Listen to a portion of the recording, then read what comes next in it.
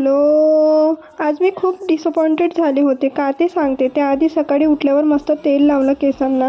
आता सध्या उन्हाळा आहे तर वीकमधनं 3दा मी केस धुतेच. त्यानंतर छान नाश्ता केला दोघांनीही. ते गेले साईडवर आणि इथे चिमणी खूप दिवसांनी मला दिसली. चिमणी म्हणजे मी इथे आल्यापासून तर मला पहिल्यांदाच दिसली.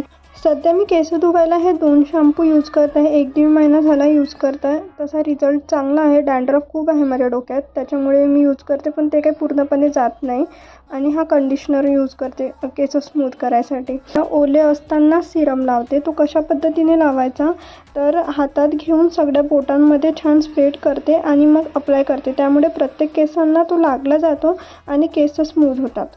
आणि आता सांगते मी कशामुळे डिसअपॉइंटेड झाले होते. तर मी ब्लिंकिटवरून ना ट्रायपॉड मागवला होता आणि त्याची लेंथ बघून खूप शॉक झाले. तो फक्त 1.5 ते 2 फीट होता.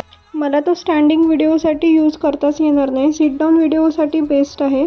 बाकी मी हा वापरून तुम्हाला शेअर करतेच रिव्ह्यू कसा आहे तर. आणि इंजिनियर आहे तर काही ना काहीतरी जुगाड तर करूनच घेईन. चला भेटूया उद्या. बाय.